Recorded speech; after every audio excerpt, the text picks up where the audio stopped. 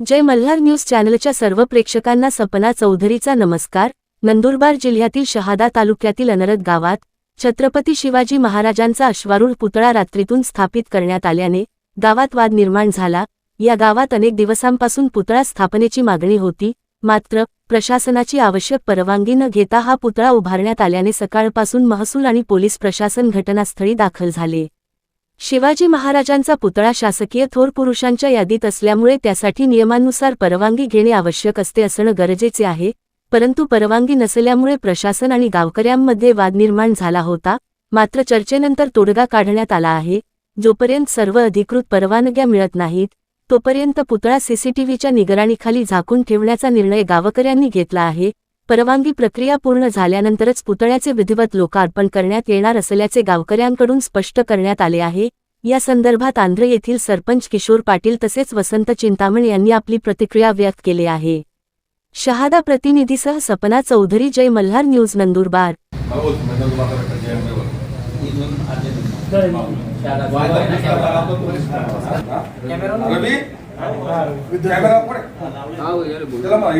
Bullet camera bullet सांगितलं होतं आपण गावात कॅमेरा तालुक्यातील अंधरत गाव हो एक आहे। गावाची लोकसंख्या 4000च्या वरती आहे हो, आणि आमची अपेक्षा होती की बुवा मला गावात शिवाजीचा पुतळा पाहिजे, म्हणून आम्ही एक आपलं परिपत्रक दिलं होतं आणि तिथे जाऊन पण आलो होतो। तेव्हा मंजुरी झाली केव्हा नाही झाली ते आता आमच्या गावात शिवाजीचा पुतळा म्हणून आला आहे। गाव सर्व एकोप्याने आहे, एकत्र आहे, कुठल्याही समाजाचा विरोध नाही, काही नाही, आणि सर्व गाव एकमताने राहत आहेत, एकमताने विचार विनिमय करतायत हो। आणि जे काही आणि आम्ही सर्व सहकारी पोलीस स्टेशन असो किंवा काही असो आम्ही त्यांना सहकार्य करू हो, ही आमची गावाची इच्छा आहे।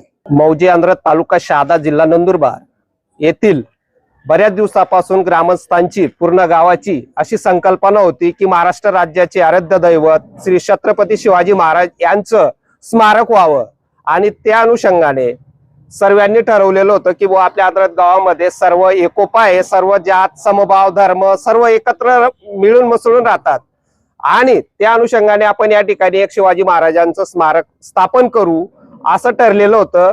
पण ती प्रोसेसला वेळ असतानाच आम्ही या ठिकाणी रात्री पुतळा आला आणि सर्वच प्रशासकीय यंत्रणा सज्ज झाली। त्याच्यामध्ये आपले शहाद्याचे DYSP, आमच्या सारंगखेडा पोलीस स्टेशनचे साहेब, बाबुल साहेब वगैरे, तहसीलदार, प्रांत वगैरे, आम्ही त्यांच्याशी चर्चा केली आणि त्यांना सांगितलं की आम्ही पूर्णपणे प्रशासनाच्या बाजूने आहोत, प्रशासन जो निर्णय घेईल तो आम्हाला मान्य राहील। आणि आता तात्पुरतं आम्ही असं ठरवलेलं आहे सर्वांनी की आम्ही त्या ठिकाणी चारी साईडला, चारी बाजूला 4 कॅमेरे लावून पूर्ण तो अश्वरूढ पुतळा झाकून, जोपर्यंत आम्हाला प्रशासक पूर्णपणे लेखी स्वरूपात सांगत नाही की बुवा तुम्ही आज हा पुतळा स्थापन करा, त्या दिवशी आम्ही पुतळा स्थापन करू।